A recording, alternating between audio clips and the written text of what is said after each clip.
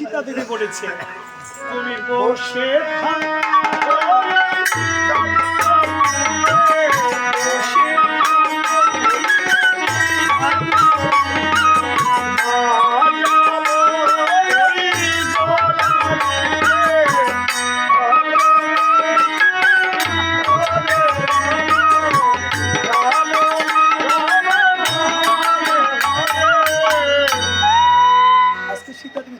লবকে মনির কোলে দিয়ে চলে গেল জলের জন্য। লব যে তখন মায়ের পেছনে পেছনে চলে গেছে। বাল্মীকি মুনি লক্ষ্য দিতে পারেনি। বাল্মীকি মুনি ধ্যান শেষ করে দেখতে পায় তার পাশে যে লব বসা নেই। মুনি তো পরে পরে তুললেন না, দাঁড়া করে মুনি তো মনে মনে ভাবে ব্যাপারটা কি, হ্যাঁ সীতা তো আমারই পাশে পুত্র দিয়ে গেছিল, তাই না? হ্যাঁ লব লব কি ব্যাপার, লব গেল কোথাও দিকে সীতার আশা সময় হয়ে গেছে। এখন যদি সীতা এসে দেখে সন্তান নাই, হ্যাঁ আবার কান্নাকাটি করতে পারে। করছিল সেখান থেকে একটা কুশ টেনে ছিঁড়ে হ্যাঁ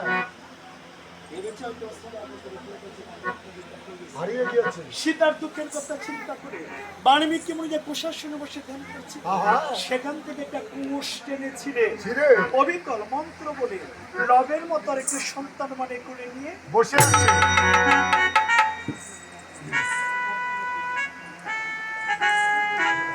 সীতা যখন জন্মে আসছে, এসে দেখতে পা মুনির কুলে একটি সন্তান বসে। সীতা বলছে, মুনি ঠাকুর এটা কে? এই যে তোরই পুত্র রে মা। না, আমার একটা মাত্র পুত্র সন্তান, আমার তো দুই পুত্র না। সত্য করে বলো, কার বুকের ধন তুমি চুরি করে এনেছো? ওরে মা, শীতে আমার যে মস্ত বড় ভুল হয়ে গিয়েছে রে মা। মনে বলেছে আমাকে মিথ্যে অপবাদ দিস, কারো বুকের ধন আমি চুরি করে আনিনি। জন্মদাতা জন্ম দিল না, জন্ম দিল। পরে যখন ছেলের জন্ম হলো, মা ছিল না ঘরে। কথা কিন্তু এমন একটা বলে সীতা দেবী আশ্রমে ছিল। মুনি ভেবেছে হয়তো বা শিবালককে রেখে দিচ্ছে না। সীতার দুঃখের কথা চিন্তা করে বাল্মীকি মুনি যে কুশাসনে বসে ধ্যান করছিল, সেখান থেকে কুশ ছিঁড়ে সন্তান তৈরি করছে। মুনি বলে দিয়েছে যে আমার গর্ভ থেকে পেয়েছিস লক্ষ্য, কুশাসন থেকে তৈরি করেছি, আজ থেকে নাম দিলাম কুশ। এই লব কুশ আজ থেকে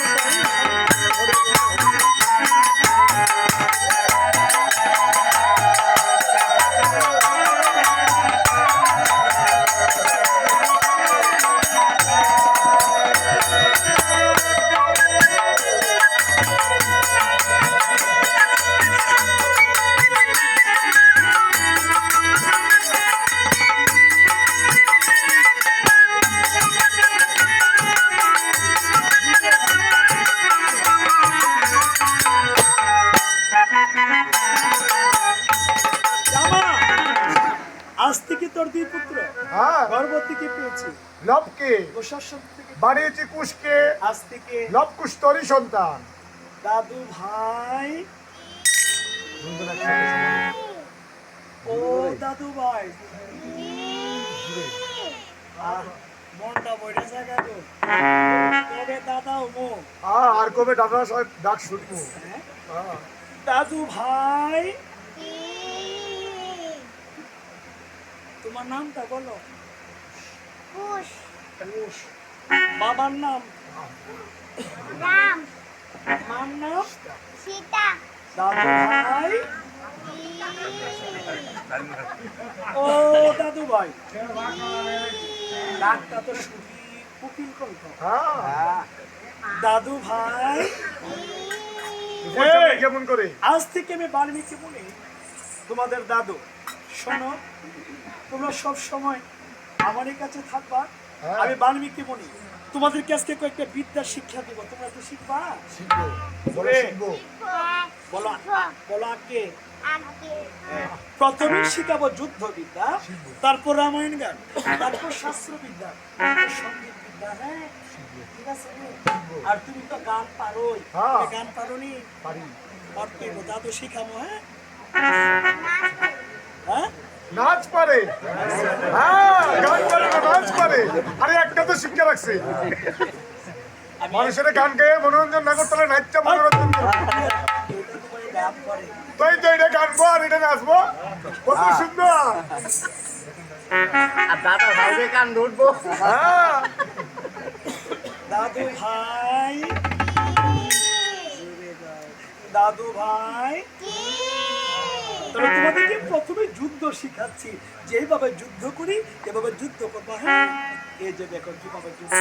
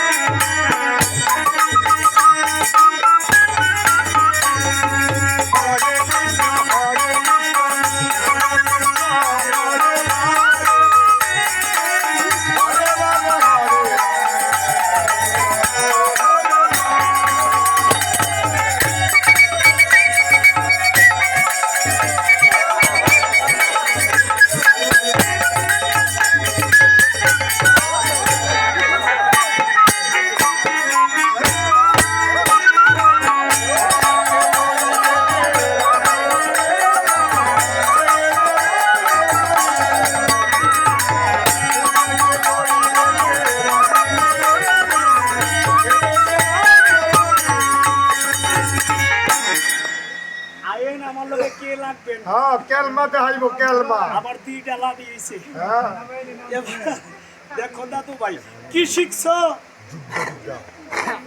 দাদু ভাই জুড়ে যুদ্ধ শিখেছে, আবার সাত কান্না রামায়ণ শেখাবো। দাদু যেভাবে যেভাবে গাই আমার সাথে সাথে গাইবা। হ্যাঁ মাস্টার সাহেব ধরেন। ওলা বাকুশগে